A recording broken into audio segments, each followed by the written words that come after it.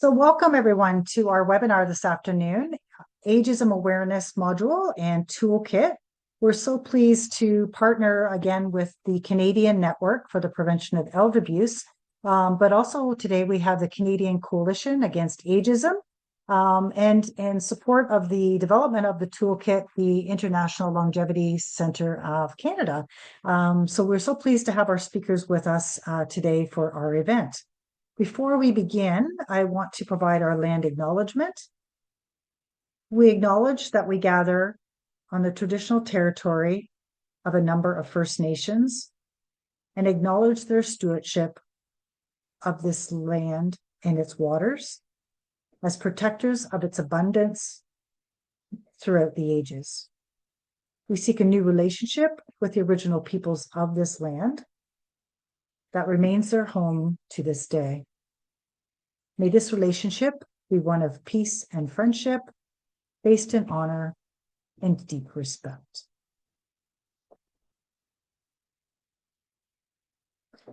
Before we begin, we have a few logistics that we want to go over. Everyone's video and microphones are muted for the webinar, but we do encourage everyone to post comments in the chat box. And if you have specific questions, please put that in the Q&A box so we don't forget your questions at the end of the session today. If you accidentally put it in the chat box, we just might remind you to put it, retype your question in the Q&A, because there often is a lot of dialogue that happens in the chat box, and we want to make sure that we don't miss your important questions. As mentioned, we have our interpreters with us on screen. You can change the layout on your own screen based on your preferences. There's a little grid box at the top of your speakers, so you can change that to your preferences. And you can also enable or disable the closed captioning option on your own screens by clicking the little CC button at the bottom in the black bar. This session is being recorded and will be posted on both Elder Abuse Prevention Ontario's website and the Canadian Network website after the session, probably in a couple days, along with any links to resources that are shared today. We do appreciate your feedback. So after the webinar is over, there'll be a pop-up survey link. If you would take a few moments to answer that, we greatly appreciate it. We also will be having a few polling questions for you during the presentation, and we appreciate everyone's participation in answering some of the polling questions that we have for you. Just a reminder that this webinar is a public forum, so we appreciate people's privacy and confidentiality. If you have a certain situation or circumstance that you would like to get some further assistance with, please reach out via email or phone. You can call us at our 1833 number that's on the screen, or you can send us an email directly through our website as well. And we'll have both of our contact information for both organizations at the end of the webinar today. For those who haven't joined us for previous webinars, Elder Abuse Prevention Ontario's vision is to ensure that all seniors are free from ageism and abuse, where human rights are advanced, protected, and respected. We actually changed our vision this past year to include ageism because we know it's such an underlying issue when it comes to abuse and the human rights of older adults. We are mandated to implement Ontario's strategy to combat elder abuse, and we've been working towards implementing the 3 pillars of that strategy since 2003. And that is funded under the Ministry for Seniors and Accessibility. Just want to remind people that part of our work is continue to do education and outreach. So these are just some of the webinars, and you'll see the collaboration that we have with other organizations that we host. We have, again, 2 sessions coming up in collaboration with the Canadian Elder Abuse Network. You can find all of these on our websites, both our organization and the Canadian Network website as well, for you to register. And before I turn it over to my colleague, just a reminder that we also have a podcast called Aging Vibrantly, which Benedict Shefflin, who's with the Canadian Network, sits on that advisory committee to come up with ideas for our episodes. So be sure to check us out when you have time, when you're in your free time looking to learn more about different aging issues. So I want to turn it over to Benedict Schifflin from the Canadian Network for the Prevention of Elder Abuse. Thank you, Rayanne. Hello, everyone. My name is Benedict Schöpflin. I'm the Executive Director of CNPEA, as Rayanne mentioned. I wanted to say a very warm welcome to everyone on the call today. I see we have people from not only all across Canada, but even as far as South Africa, which is wonderful and exciting. If you are new to our organization, the Canadian Network for the Prevention of Elder Abuse is a national, pan-Canadian organization that works to improve awareness, supports, and capacity when it comes to having a coordinated approach to elder abuse and neglect in our country. And part of the realization over the years has been that we cannot talk about elder abuse prevention without talking as well about ageism and how to prevent ageism, as it is a key factor that can open the door to much more serious situations. For that reason, we've become an active member of the Canadian Coalition Against Ageism, and we are so happy and proud to have their team today to talk about the launch of 2 new resources, which is an ageism learning module as well as a toolkit. So you'll hear about this very, very soon. We hope it will be very useful to you in your private and professional lives, and as well in opening the conversation about the ageism that is in our society, about how we can each contribute to curbing it, to countering it, and about the role it plays in ensuring that as we age, we can have access to a full life, to services and supports that are necessary and designed for us as we get older, and that we can all live in our communities without any fear of violence, neglect, or discrimination. Now, I would like to very briefly introduce our speakers, and just to let you know how it's going to go, I'm going to share some brief info about each person who's going to present today. And right before we start with the actual presentation, our presenters have asked us to run a short poll. So we're going to do 2 polls today, a brief one before we start and a brief one right before the question and answer. You are more than invited to participate. It will be on your screen and should be fairly easy to do. And if you don't want to, you don't have to, but it would be lovely to hear from you. So first up in our presenters today, we will have Dr. Karen Raberu. So he is a professor of psychiatry at the University of Ottawa and a geriatric psychiatrist at the Ottawa Hospital. He's also the chair of the board of the International Longevity Centre Canada and leads the Canadian Coalition Against Ageism. I am, of course, skimming over his many wonderful achievements simply because I know you are eager to start with a presentation. Next will be Laura. Rianne, if you can, thank you. So Dr. Laura Kadawaki is a specialist of research and knowledge mobilization for the Healthy Aging Department at United Way, BC. So that means that through her work, she's been collaborating with the community-based senior services since 2016 to help raise the profile and build the capacity of this sector, because it is a sector. It is a lot of organizations working with older people who represent a significant portion of not-for-profits out there. And her interest really covers ageism, seniors housing, community care, et cetera, et cetera. She's also an executive committee member of the Canadian Coalition Against Ageism.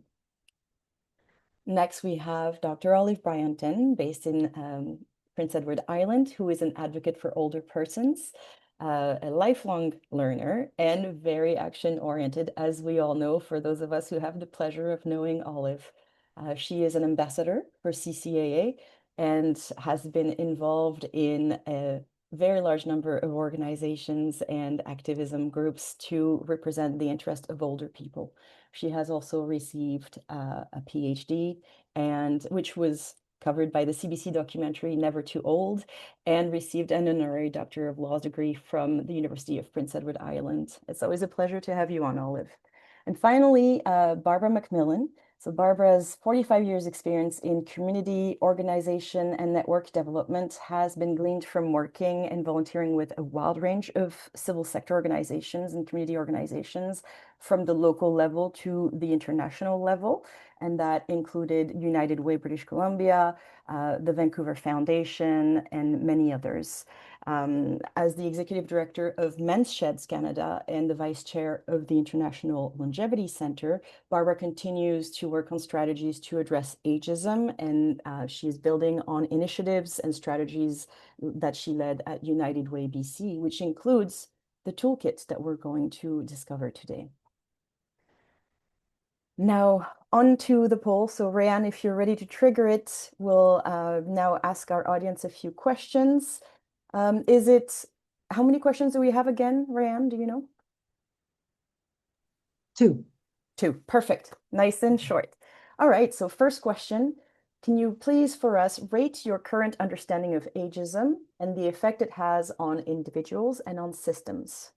Would you say you have a deep understanding, as in you work on this, you address it in your work every day? A moderate understanding, meaning you are familiar with the key concepts of ageism and surrounding issues? A limited understanding, you're new to the topic and here to learn?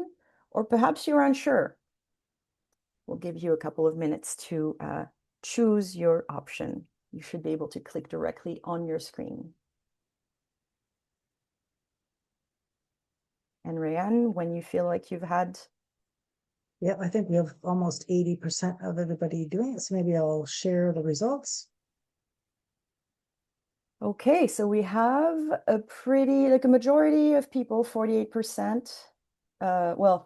Math, not my strong suit. We have a significant amount of people who have a moderate understanding, meaning they're familiar with concepts, and then a split between about 30% who feel quite comfortable with the concepts and 22% who are still new to the topic. So it's great, a very solid mix of people today. Question 2, please. If it will trigger. Yep, I'm sorry. Okay, so thinking about future engagement about ageism, what would be the forms of engagement that you would find most valuable to help you advance in your awareness and action about ageism?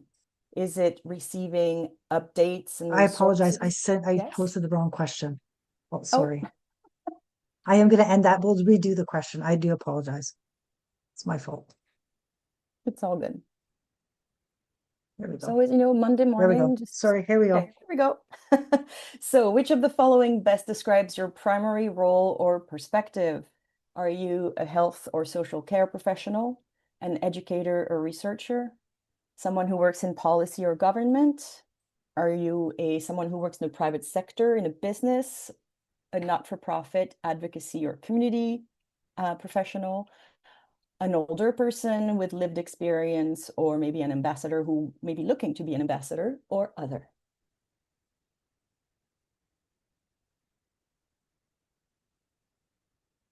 And I see one person in the chat saying they didn't get the poll. It should appear on your screen if you're following along. Perhaps it's hidden behind another window. So see if you can minimize whatever is in front of you. And if you see the little poll, Zoom poll box, if not, oh, you got Q2, but not Q1. It's okay. One is better than none. All right. So again, a pretty interesting split. So we have a lot of people from the not-for-profit and advocacy sector, 36%, and quite a few in the health and social care world, which is wonderful because I'm sure we're going to get to talk about this. So a good representation overall. Thank you so much all for being here. I'm glad that we're going to be able to start now. All the questions are for you are over. I'm going to get off screen and invite Kieran Ribeiro to join us today. Hello, Kieran. Hello, and thank you so much, Rianne and Benedict. I'll just move forward with slide number 1. So as Benedict introduced me, my name is Kieran Ribeiro. I'm chair of the Canadian Coalition Against Ageism. It's a real privilege to welcome you to this national and global webinar, From Awareness to Action, Building a Canada Free of Ageism.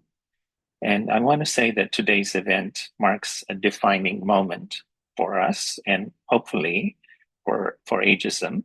We are launching the Ageism Awareness Module and Toolkit, which is practical, evidence-based set of resources that every Canadian and every sector can use to recognize, to challenge, and to eliminate ageism. And this is not just another webinar. It's part of a growing global movement to end ageism and to ensure that older persons everywhere can live with dignity, respect, and inclusion. Next slide, please.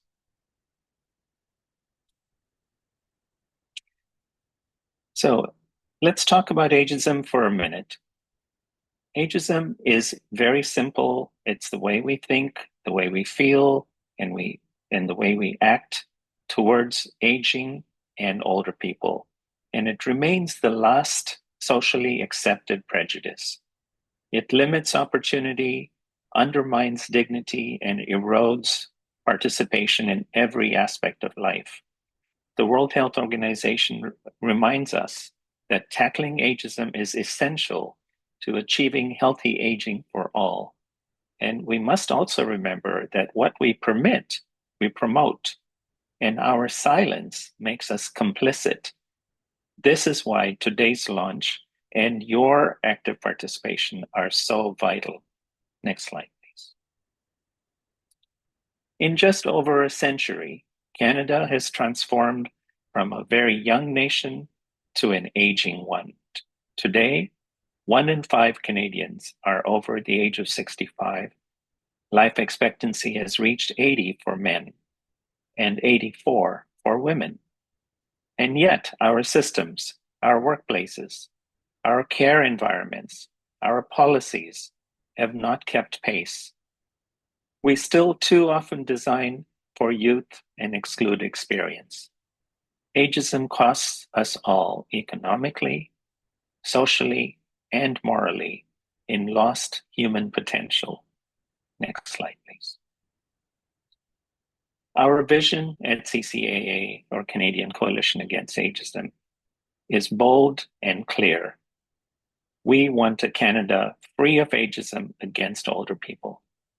This vision is about dignity, respect, and agency, the right of every person to age as a valued and visible member of our society. Ending ageism isn't just about fairness, it's about justice and human rights. Next, please. Ageism touches every part of our lives. Healthcare, work, housing, education, policy, financial security, and even digital access. It intersects with sexism, ableism, racism, and poverty, just to mention a few. We cannot dismantle one ism while ignoring the others. And that is why our approach must be intersectional, must be inclusive, and based on human rights principles. Next, please. So the CCAA is not just an organization. It's a social change campaign grounded in the concept of collective impact. We unite governments, academics, civil society, business, philanthropy, and most importantly, older people themselves. And you will hear later from Olive, who will talk about this. Together, we're transforming policies, practices, power dynamics, and social norms that perpetuate ageism. Because large-scale social change requires shared goals, shared vision, broad collaboration, and sustained commitment. This is how we move from awareness to action and action to transformation. Next slide, please. These are our founding members of the Canadian Coalition Against Ageism, and you notice very prominently that both INPA and CNPA are part of it. Next, please. Our paradigm shift rests on 5 foundational pillars. Number 1, everything we do must be grounded in science and evidence. Second, person-centeredness, seeing the older person and not the stereotype. Third, must be human rights-based, anchored in dignity and justice. Fourth, it must be prism-based, which is protecting against all the negative isms that we just talked about in our last slide. And finally, accountability-based, so that turning our intention into measurable impact and results.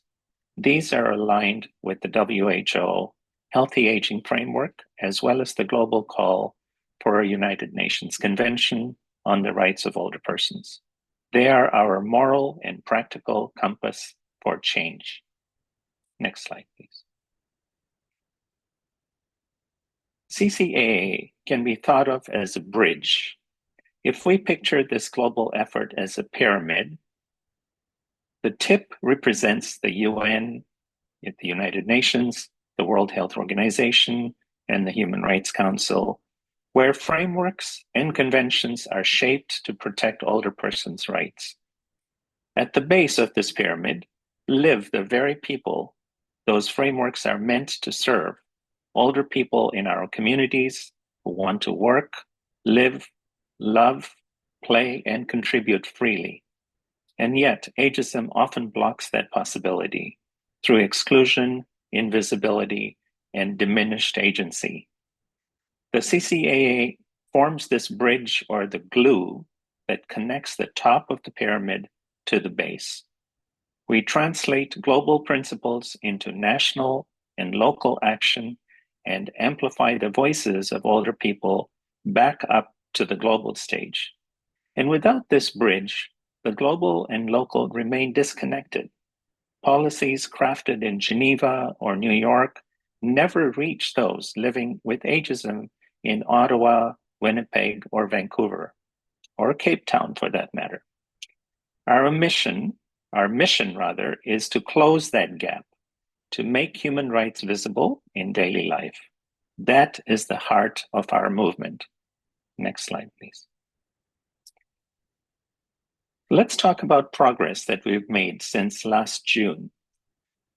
We had a forum here in Ottawa on June 5th, and we launched the Older Persons Advisory Group and now the Ambassadors Table, and Olive will talk about that in a minute. We've advanced public awareness, education, and intergenerational initiatives inspired by the WHO evidence. And both Laura and Barbara will talk about that in a minute. We've deepened partnerships across Canada and globally with the WHO, the UN, and the ILC Global Alliance. We've turned global frameworks into Canadian action, and we're just getting started. Next slide, please. So today's session marks our next major step. Together, we will co-develop a national campaign to eliminate ageism. We will ground it in education, intergenerational connections, and policy reforms. We will embed a human rights lens in every action and ensure that older persons lead this movement as ambassadors and as change agents. Our success depends on our collective effort and on turning our shared values into visible, measurable results. And last slide, please. This movement belongs to all of us. Each of you brings expertise, networks, and influence that can help amplify this mission. I invite every single person on this call and beyond to join the CCAA, to connect, to collaborate, and champion the message that ageism is not inevitable. It is a choice. Let's choose dignity, choose inclusion, and choose action. Together, we can build a Canada and a world free of ageism. And now, as we move into the rest of today's webinar, we will hear from some of the remarkable leaders who have helped bring this work to life, sharing the Ageism Awareness Module and the Toolkit and the ambassadors' voices that are changing the hearts, the minds, and the systems across our country and beyond. Thank you very much. I pass the floor back to you, Benedict. Thank you so much. And Kieran, and now I'd like to call Olive to tell us a bit more about what she did with this project, as part of this project. Go ahead, Olive. Good afternoon, everyone. I lead the Older Persons Ambassador Table for the Canadian Coalition Against Ageism. This group was formed to ensure that the voices, experiences, and perspectives of older persons will drive the coalition's mission to reduce ageism and strengthen the rights of older people across Canada. Next slide, please. So what is ageism? Karen already mentioned it, but it is the stereotypes, which is how we think, the prejudice is how we feel, and discrimination is how we act. And that's toward others and ourselves based on age. Ageism affects people of all ages, but particularly affects older people's quality of life. This includes workplace biases, media reinforcement.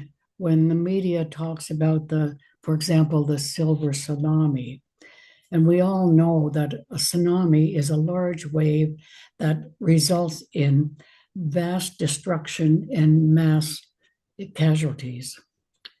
Aging is a normal life process. Is that how you feel about growing old, that you're a tsunami?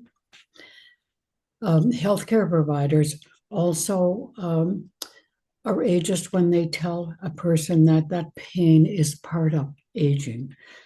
Pain is not part of aging. And you don't want your healthcare provider to say, at your age, what do you expect? And then there's the everyday phrases like, you can't teach old dog new tricks. And that dismisses older person's abilities.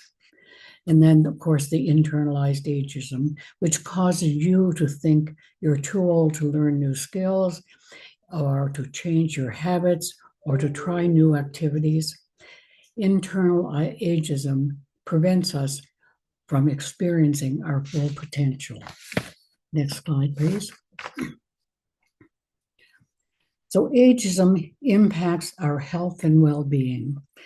It is linked to a decline in both physical and mental health, including dementia, depression, and a shorter life expectancy.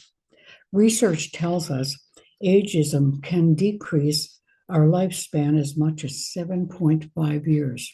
There are also the economic costs due to discrimination in the workplace or inappropriate health care and assumptions that older people are a drain on society. There's also a lack of understanding about ageism, and that results in perpetuation of myths related to ageism and contributes to social isolation and loneliness. It normalizes abuse of older people and creates intergenerational tension. Next slide, please.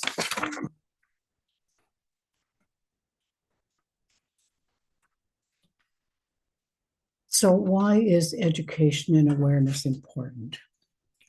Well, we need to be sharing stories and personal experiences that challenge the common stereotypes and biases.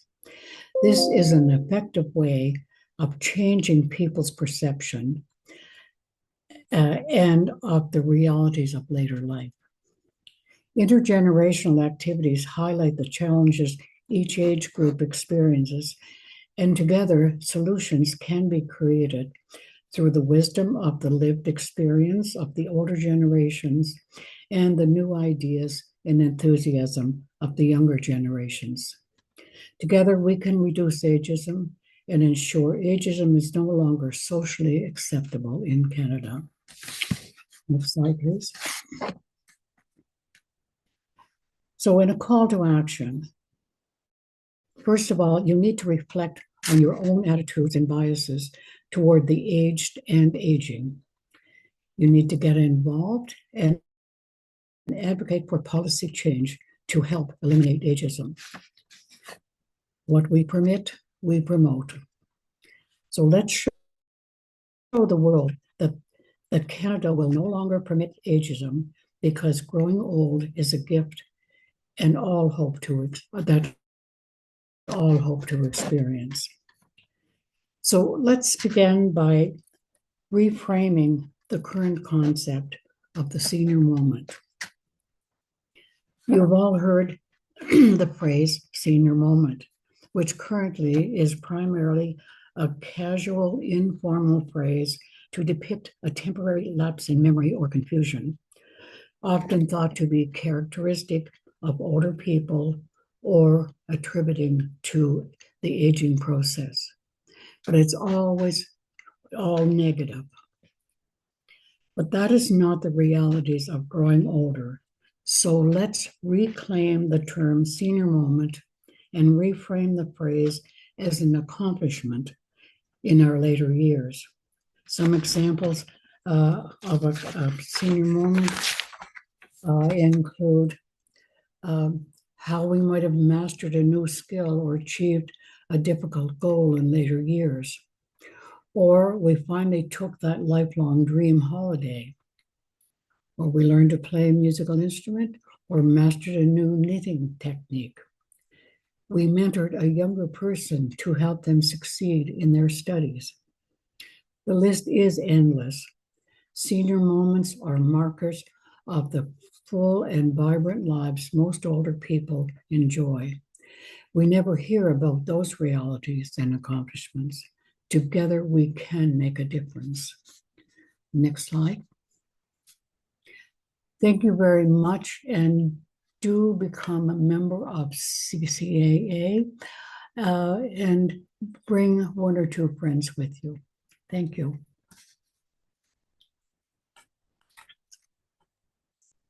Thank you, Olive. Laura, you're next. All right, thank you very much for setting the context for us, Olive and Kieran. Just let me get my slides moving forward. There we go.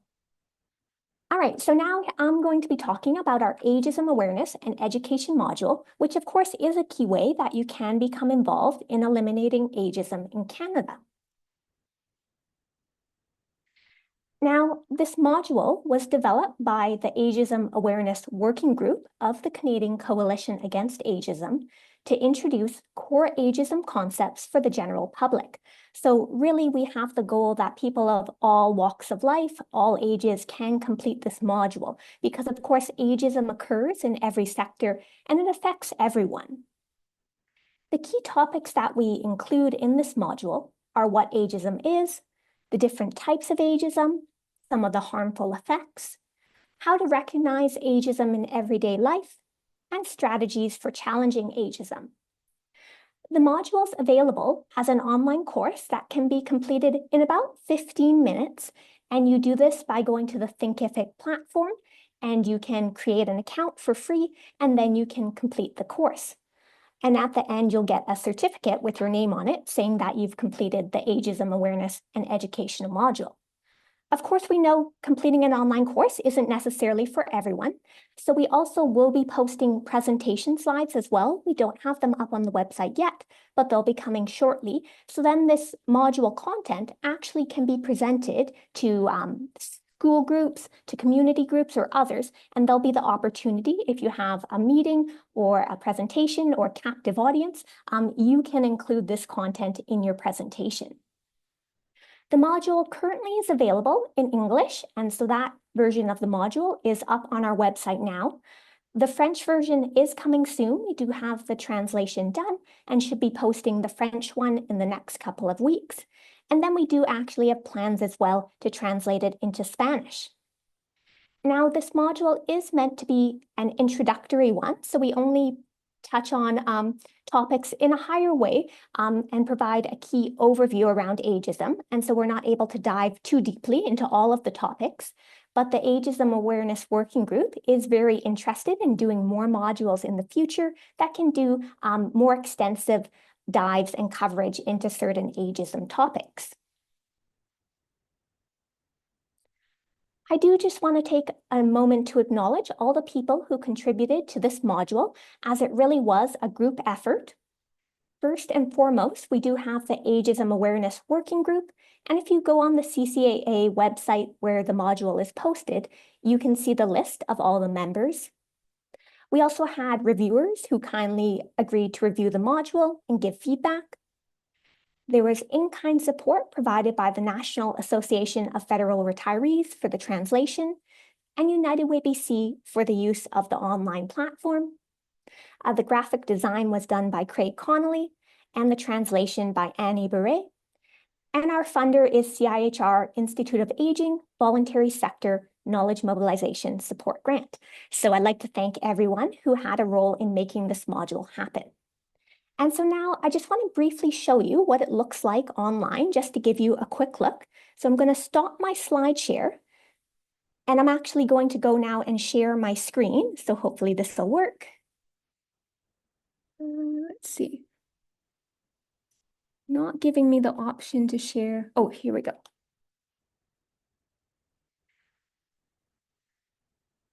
Okay, there we go. So hopefully you can see the screen. Yes, we can. Excellent. So this is actually the Canadian Coalition Against Ageism website, and you can find our Ageism Awareness and Education module posted here. And so here there's a bit of background information about the module. And there's the link that you can use to access it. And then down towards the bottom, we have our acknowledgement. So I just want to take a moment to highlight that so you can read that later on. Now, if you click this link here, it will take you to our module landing page. So you can see here, there's the landing page for the module. And you can enroll for free, so there's no cost associated with it. All that you need to do is create a free account, and then you can complete the module. So once you've set up an account and enrolled in the module, then it will take you into the module, and there's different sections that you complete. And this includes different text that you can read. There is short videos, and there's also some quizzes. Don't worry about the quizzes though. You don't have to get all the questions right. It's just a way to test your learning. And after you've completed all of the module, then you're able to download your certificate, which will have your name on it. Now for the videos, we do have transcripts below them. So I just want to highlight that in terms of accessibility. And I'm just going to play one example of a piece of the course so that you can see what it looks like and what it sounds like. So this is our What is Ageism introduction. Laura, just before you begin, can you just make sure you're sharing your sound on your computer? Okay, thank you for that reminder. I will do that. Okay. System, audio settings. Is it in the audio settings? It's in the More section. Oh, okay, It's More just section. 3 little buttons. Thank you. Sorry.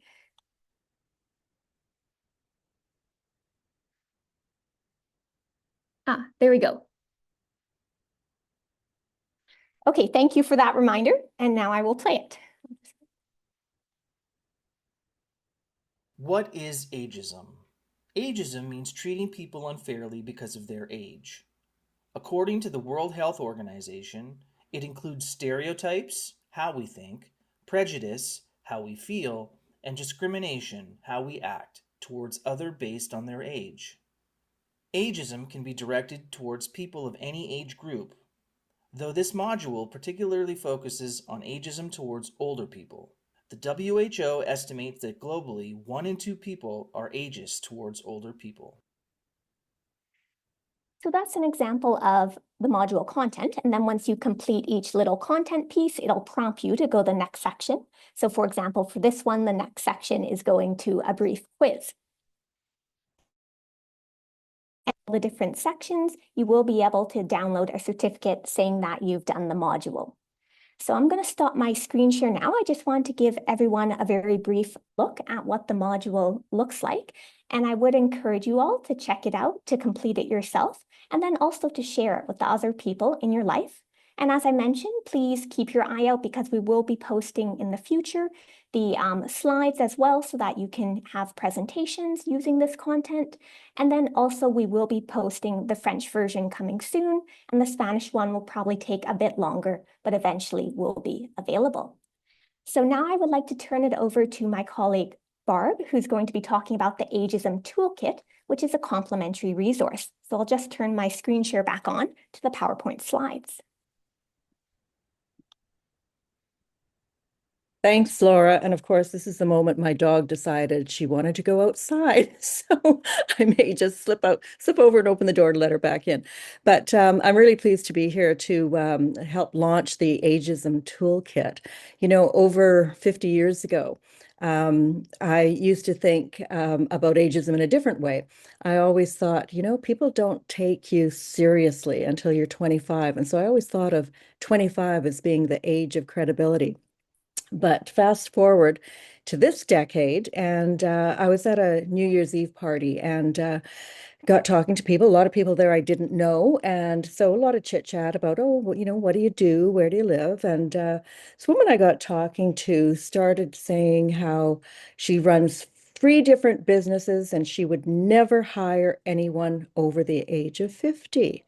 And I thought, what? Well, why? And so, you know, I kind of asked her, like, why would you not hire older people?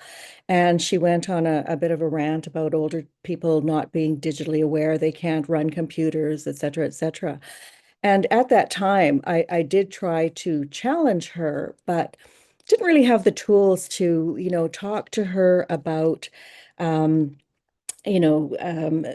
different perspectives and evidence around socioeconomic impact and the actual data that tells us that older people, in fact, are quite digitally aware, and over 80s are among the fastest demographic that's getting online. So now I feel much more equipped, and I was very honored and, you know, privileged to be at United Way BC on the healthy aging team and be able to start working on this. Part of my role was to do consultations with community-based senior serving organizations all over the province, and I started getting requests for, you know, can you talk about ageism? Can you do a workshop on ageism? Are there tools about ageism?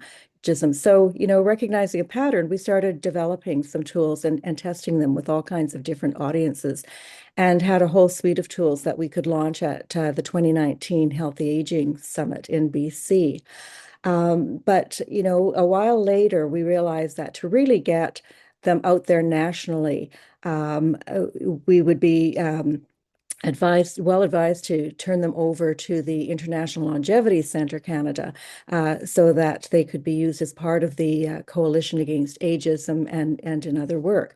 So that's where we are today. We have a great team of people who looked at the tools that had been developed previously, updated them, and identified gaps where there were more tools that we needed. And so if we can go to the next slide, Laura. And the next one, please. So developing these tools really helped us, when you refer back to what Olive mentioned and Karen mentioned about what you permit, you promote. So the tools enable us to challenge the conversation so that we can change the conversation. So they're designed to help activate conversations, respond to comments like I experienced, really think about how we think and how we talk about aging, and explore how we can disrupt this current discourse that is so ageist in so many different sectors, healthcare sector, the media, employment, and ultimately really raise awareness to foster behavior change. Let's go to the next one. So the tools are quite a variety. They're aimed at a lot of different audiences and for different types of formats and different activities where you can, do them in small groups, large groups, half-day sessions, whole day, focused on ageism, or just an hour, or just even icebreakers that you can use for different kinds of events. So this is a list of the tools that are in the toolkit. They've been updated, added to, and many of them, most of them are available now. And then there will be more to come. But the idea is that the toolkit's iterative. We're going to keep adding to it as new opportunities, new information arises, and evidence around ageism that can be incorporated into the various tools. So we'll go to the next slide and take a look at what they include. They all have an introduction around what ageism means and why it matters, what's the objective of the activity, who it's aimed at, whether it's, broad appeal, whether it's for families, large groups, volunteers, etc., how much time is required, and the supplies you might need, and then, of course, the format. And on the next slide, we'll take a look at one of the tools, for example. So this one, Words Matter, really gets us thinking about the language of aging and ageism. So you'll see it tells you how much time you might require.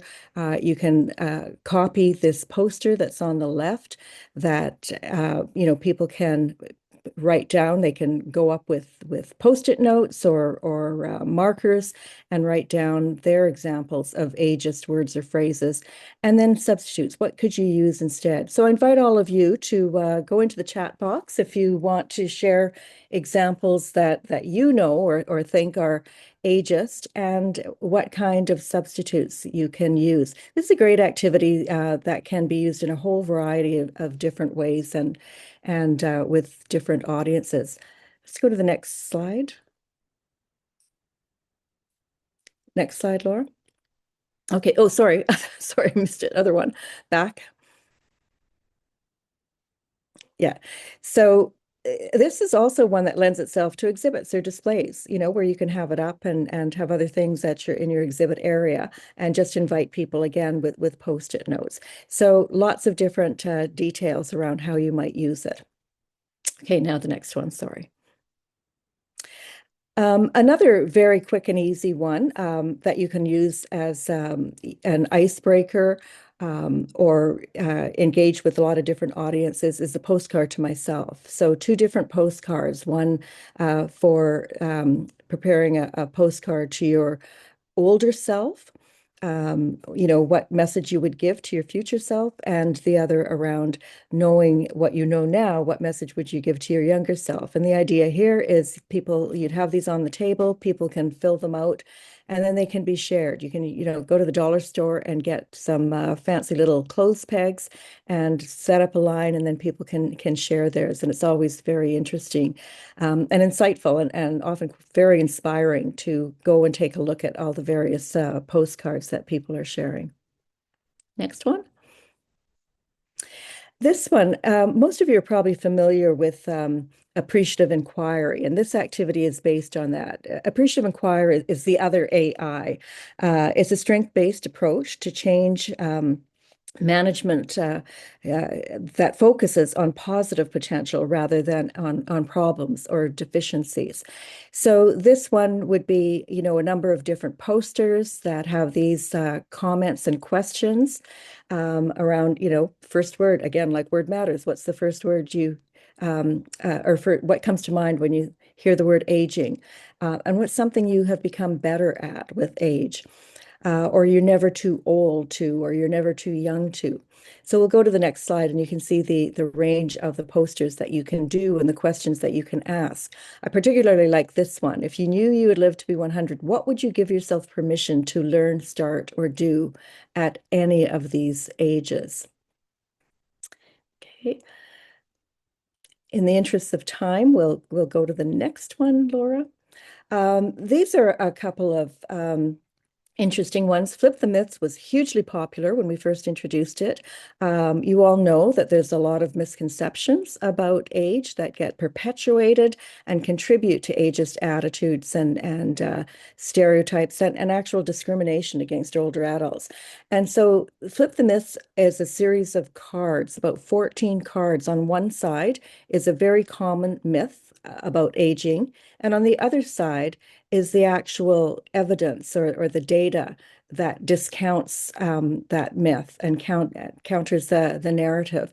So it can be used in a variety of different ways, and the tool itself gives you examples of how you can use it. The Ageism Audit Checklist is aimed at organizations to help them take a look at whether their interactions with staff, volunteers, and clients are conducted in a respectful manner, regardless of age. And so there are three sets in the checklist: one for your clients, customers, or the people you serve, one for your volunteers, and one for your board and for your staff. And the next one.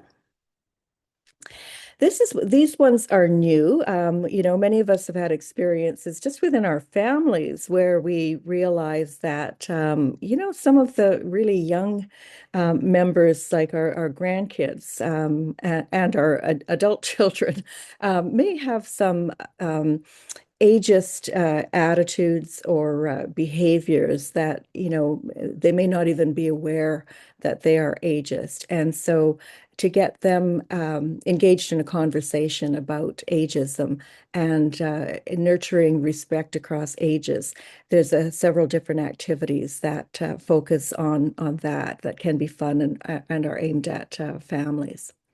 And the next one. And sorry to have been really speeding through this, but I wanted to make sure we do have time for questions and answers. And just to also really thank the team of volunteers who updated the tools and created the new tools. And as I mentioned, there will be more tools available as time progresses, because this is something that the conversation, I think, will get broader and louder. And so lots of opportunities to be able to talk about these and use the tools in our daily conversations, in our work, and other areas. So thank you very much, and I'll turn it over to Benedict. Thank you so much, Barbara, and everyone else who spoke so far. We're going to start the Q&A in just a minute, so I'm going to ask you to start all thinking about questions you might want to ask our presenters. We have a few already in line that I'm going to get to, but as promised earlier, we're going to finish that poll. So Rayanne, if you want to trigger the post-presentation poll, that would be wonderful.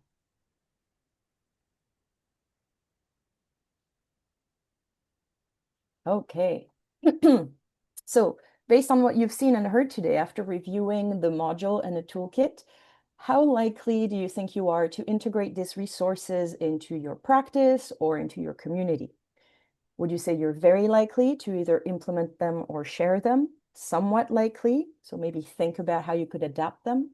Unlikely, because maybe you feel like they need to be more tailored to your needs, or is it just not applicable to you?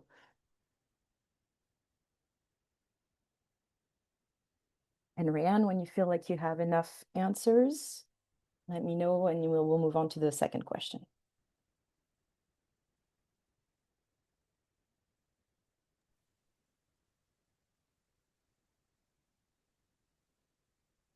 Okay. Oh, that's a wonderful sign. 68% of you said that you felt you would very likely implement or share these resources, and 30% that you would explore adaptations of them. So that's wonderful to see and hear. Next question. And meanwhile, keep thinking about what you want to ask our presenters. Okay. What forms of engagement would you find more valuable in the future to advance awareness, awareness and action against ageism? Would it be about receiving updates and resources, participating in partnerships or pilot projects that have to do with ageism, promoting the toolkit in your network, sharing feedback or your lived experience of ageism, or do you not foresee any further engagement? Again, we'll give you a minute to answer.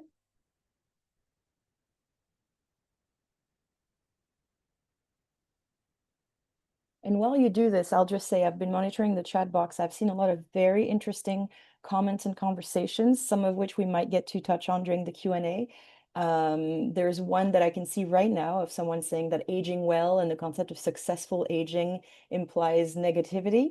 And that is maybe one of those terms that is accidentally ageist or constructs that's ageist.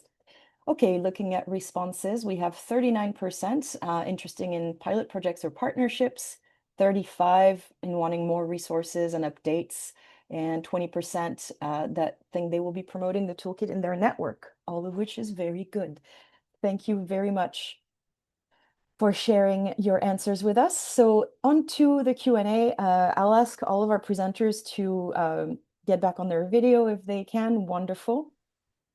And maybe yes. Oh, go on. Go I was ahead, going to Laura. say, I saw there was a couple questions regarding use of the tools and resources in healthcare settings. So maybe I can take a stab at that one, and anybody else can chime in if they'd like. Absolutely. Yeah, so there was definitely comments and questions about the healthcare setting. And we have one question, which is, what advice do you have for older people who are experiencing ageism in a healthcare setting? Right? There's doctor shortages, there's maybe lack of training. So it's not easy to just switch family doctors and find a specialist who is not ageist. Like, what do we do? Yeah, and so I'd like to respond to that question. And also there'd been a previous question about use of the tools in long-term care settings, which I typed an answer to. So for our resources, we do hope that they can be widely used, and even in healthcare settings, if people don't have knowledge of ageism, this might be a good introduction if they do the module or if they do some activities in the toolkit.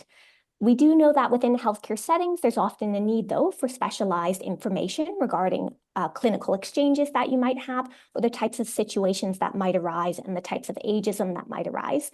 So we do actually have an ageism and healthcare education working group that is very interested in developing resources and tools specifically for the healthcare sector. And that includes, they're planning on looking at our ageism module, the general one that we've made, and we're going to look at are there adaptations that can be made to make this module more relevant for specific clinical settings? So we do have that on our radar already. And then we also have already created 3 videos with older people speaking about their experiences with ageism within healthcare setting. Olive was the speaker in one of them, and then there's 2 other members of our ambassadors table who have shared their stories. And those are great learning resources as well to help sensitize healthcare providers to the types of ageism that might occur and to make them aware of it. So I would encourage you to check out those resources, and we are very interested in developing healthcare ones as well. And I'm not sure if anybody else would like to add in anything else. May I, Benedict? Of course, Karen. Sorry, Olive, you go first. Okay.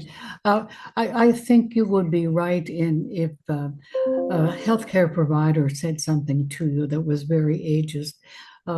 It would be okay to ask what they meant by, or explain what they meant by their remark. It would make them think again, even if they don't respond. Mm-hmm. Karen?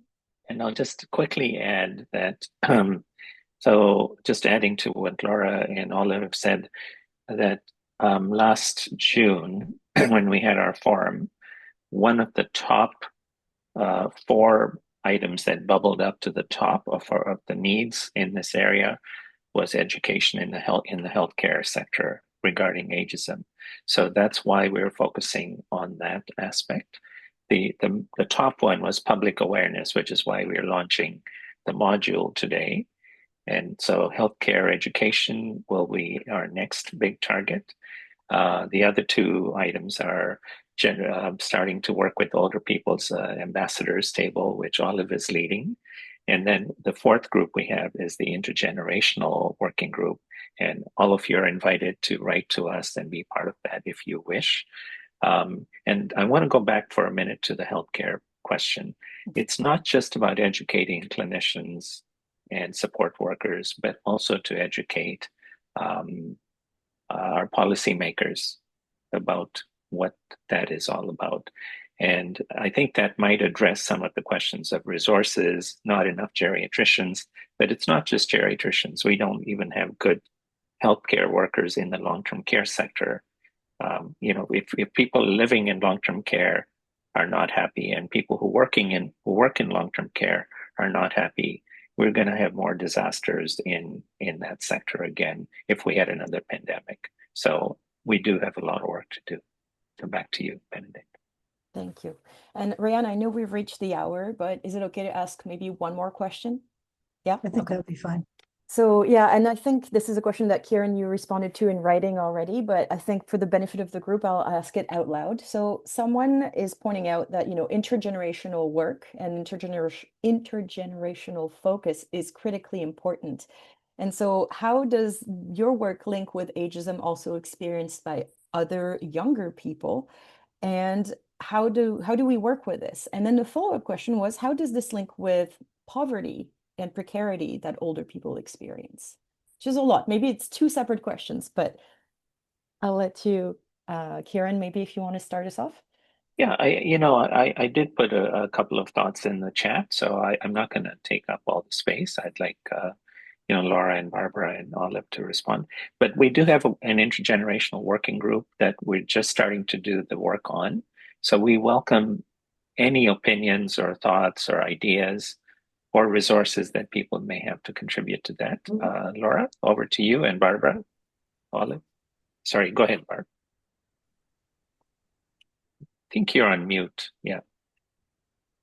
In my role at Men's Sheds Canada, we're seeing this increasingly, and we are increasing our focus on intergenerational programs because, men's sheds are predominantly comprised of older men, but we see the benefits of activities that they do where younger people are mentored, and even elementary school kids are brought in, to learn basic carpentry skills and make a birdhouse, because we know that intergenerational activities are really a key way to reduce ageism. So Laura, any final word on the topic? Yeah, so I was just going to say, for the intergenerational piece, I think it's very exciting because there's a lot of organizations that are doing more work in this area over the past couple years. And so we do have our intergenerational working group that's interested in collecting some data around the intergenerational landscape, and also potentially, I think, doing a white paper or some sort of document highlighting the importance of intergenerational work. And the other thing I want to mention is that the intergenerational working group also did raise the idea about maybe in the future we should do a module about ageism directed towards younger people. So we have a lot of ideas percolating about ageism awareness and intergenerational, and hopefully we'll be able to action some of those in the future. Laura, maybe you can just explain just quickly that when people go to the module, they just have to sign up for the account to get into it, because there was just someone saying that they have to have a password. So I was just on the website, and just so people don't get it confused. Yeah, for sure. So for the Thinkific platform, it is an online platform, and it is completely free to do this course, but you just do need to create an account for Thinkific. And so that's just kind of your name, your email, and there might be a couple other questions. And then, of course, when you complete the module and get your certificate, it'll create one for your account. And there was a question, I think, also about the fact that the module is on the United Way BC Thinkific platform. And so I just want to note that the reason that that is happening is because United Way BC has kindly offered in kind to allow us to use the Thinkific platform for the course, because United Way BC is a member of the Canadian Coalition Against Ageism. And so that's why when you go there, you'll see the United Way BC logo at first, but it is the CCAA module that is housed there. Wonderful. Thank you for clarifying. I just have one last point. Can I just make it? Absolutely. So all our work is done, and it's based on the WHO Global Report on Ageism. It's inspired by that. I just put the link in the chat like 30 seconds ago. And the 3 interventions that have been shown to reduce ageism are education, intergenerational activities, and changing policies and laws that are ageist. So those are the 3 that we're focusing on. So I would really encourage you all to have a look at that report as well. That's it. Thank And you. I would just have one last, intergenerational is essential. We're all in this game together and we're all going to make a difference. Thank you, Thank you, Olive. Olive. Thanks Um, everyone for attending as well. And I just wanted to say that we will have the PowerPoint that has the contact information for many of our speakers, that because there's lots of questions about following up and joining different groups and subgroups. So if you want to reach out directly to CCAA or any of the members, that will have that available for you as well. Sorry, Benedict, you can finish. I was about to say the exact same thing. I was just going to reiterate, if you have more questions about CCAA, you will find the contact information both in the slides and on their website. We've just added again the link to join, so that way you can stay, on top of what's happening with CCAA. If you have any doubts or any questions, you can always contact Rayanne or myself. And I'm sorry we didn't get through all the questions today. There were a lot of you, but thank you so much for your very active participation. It is heartwarming. And of course, thank you to our presenters today, Olive, Barbara, Laura, and Kieran. It was wonderful to have you. We're very excited to delve into those resources. I've already taken the module, but I'm looking forward to having a closer look at the toolkit as well. So thank you so much all for attending today. Recording will be up very soon. You'll be receiving a little Zoom update. Is that correct, Rayanne, for people who participated? Like, do they Yes, get we'll send a link yes. to the website where you can have the PowerPoint and any of the resources that have been shared that both of us have been posting, they'll be available as well on the websites. Wonderful. And if you stay on the line for another 30 seconds and can take our survey to let us know how we did and what you would like to hear about for future webinars, so we can keep focusing on issues that matter to you, please do so.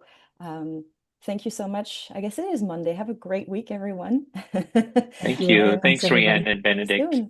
Thank And you. thank you to all the ASL team too. Bye-bye. Bye.